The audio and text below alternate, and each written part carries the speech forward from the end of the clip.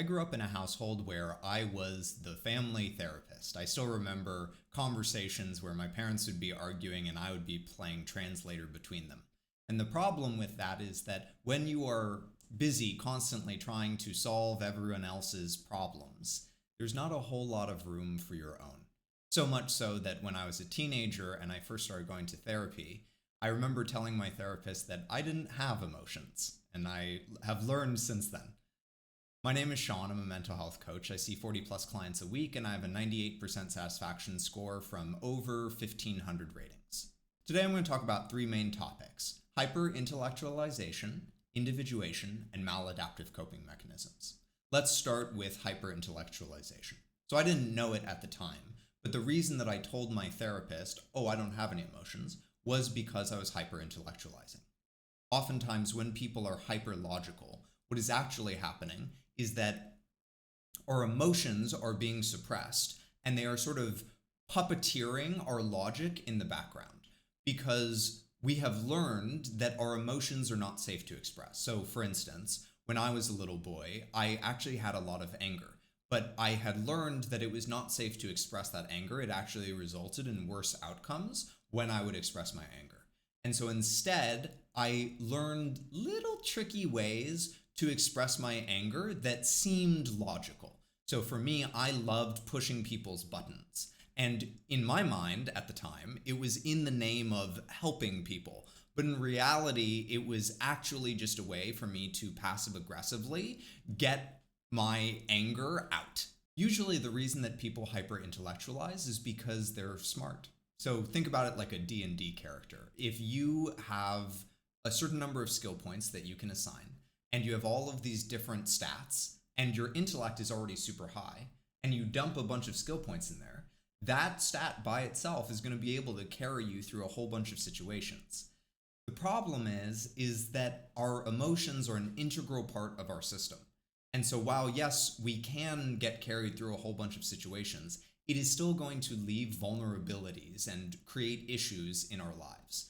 So this could look like passive-aggressive behavior, like what happened for me. It can also look like psychosomatic illness. So a lot of people that I work with, their emotions have been suppressed for so long that they have gone into their body and wreak havoc on their system. Because when we don't allow our emotions to be processed in our mind, they still have to go somewhere. It's not like they just go away. And so oftentimes they go into our body. So how do we deal with this? This actually leads perfectly into the second topic that I want to talk about, which is individuation. Individuation is essentially growing up and growing apart from your parents and becoming your own adult, which is a natural process that kids go through. The problem is that sometimes we get enmeshed with our parents. A common example that I see of this with people that I work with is a young adult that is still living at home with their parents because their parents actively discourage them from moving out and becoming independent. And this might be because of financial reasons. This might be because the parent relies on the kid for emotional support. It might be because they rely on them for some sense of purpose, or sometimes it's a combination of all of the above. But for whatever reason, they discourage them from moving out. And what this results in is that, again, there isn't room for the child to have their own emotions because they're too busy taking care of their parents. And so for me, I actually wasn't able to start getting in touch with my emotions until after I moved out and had that room and space and individuated from my parents. This is something that I see with people that I work with. There's a lot of good work that we can do, but sometimes our environment prevents us from unlocking certain things in our journeys. And it was definitely the case with me, because once I got out of the house and started to individuate from my parents, things started to actually unlock pretty naturally. And the reason why is our third topic, which is maladaptive coping mechanisms, which is a big fancy term for a way that we adapt to a certain situation, and then over time, it starts to hurt us more than help us. And one of the most tragic things that I see with people is the way that they hate their maladaptive coping mechanisms. And listen, I get it. They can wreak havoc on our lives and make us absolutely miserable. So it makes sense that you would feel really angry towards them. And one of the most beautiful moments that I have when I'm working with people is when they start to realize how much those maladaptive coping mechanisms have actually done for them. So the reason that I was able to stop hyper-intellectualizing was because I recognized that I no longer needed this coping mechanism once I individuated from my parents. Now, don't get me wrong, this was not an overnight process. It took time. And I'm sure that in certain ways I still hyper-intellectualize. So the reason that I was able to stop hyper-intellectualizing once I moved out of my parents' place was because I no longer needed that coping mechanism. Now, don't get me wrong, it wasn't an overnight process. This took time, and I'm sure that in some ways I still hyper-intellectualize. But I was able to start to recognize that hyper-intellectualizing wasn't serving me anymore, that it was actually hurting the people around me and myself, because I was using it in this sort of passive-aggressive way to express anger, like I talked about earlier. And the key in making that shift from hyper-intellectualizing to not was actually in the reverence that I paid to the coping mechanism. Instead of treating it with hatred, I recognized that it was something that had carried me through a whole bunch of my life and allowed me to survive.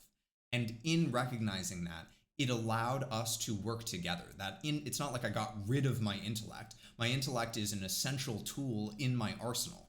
It's just not the only one. It's not the only one that I can rely on. Now I actually have more access to my emotions. I have a natural inclination toward shifting and collaboration rather than brute force. One of my favorite moments with clients that just makes my eyes sparkle and my heart burst is when clients start to find intuitive ways of working that feel good to them rather than doing it the way that everyone told them that they should do it. Because when they start to embrace that, you can feel the release of pressure in the room. There's this just relaxing that happens, this easefulness that comes into their lives. It's incredible to witness. And not only has reintegrating my intellect led me to live a life that I love, but it has also improved my relationships. Because now when I'm talking with somebody, I'm not logically analyzing everything that they're saying. I am also aware of their emotional experience and make room for that. And then I also make room for my own emotional experience within that discussion. And by doing that, I'm able to connect on a deeper level with the people that I love. Here are some questions to think about that might help. Feel free to leave your answers in the comments if you feel comfortable. Number 1, what are some maladaptive coping mechanisms that you struggle with, and how did they serve you in your past? What are some areas in your life that you feel like you have to brute force through? How could you shift that process to be more intuitive and intrinsic for you? And finally, what are some ways that you recognize that you work best? If any of this stuff resonated with you and you would like help working on hyper-intellectualization or maladaptive coping mechanisms, any of that stuff, let's have a free session where we'll sit down for 50 minutes and I will help in any way I can. I'll leave a link down in the description where you can schedule a time to chat with me. There's also a free mental health quiz where you can just get some quick insights into areas that you might want to focus on. It takes like 2 minutes. I'll leave a link down in the description to that as well. And finally, as you start to individuate and shed your maladaptive coping mechanisms, what I see a lot of times with people that I work with is that what naturally starts to emerge is a craving for some sort of ontology, some sort of framework by which they understand their life. They start to intentionally craft their life in a way that feels fulfilling for them. And if you want to see how I walk my clients through that, this video is all about how to find your purpose. It'll either pop up here or down in the description, depending on where you're watching this. I hope that helps, and you have a great day, and I'll see you later. Bye! Hyper-intellectualization. Actually, if you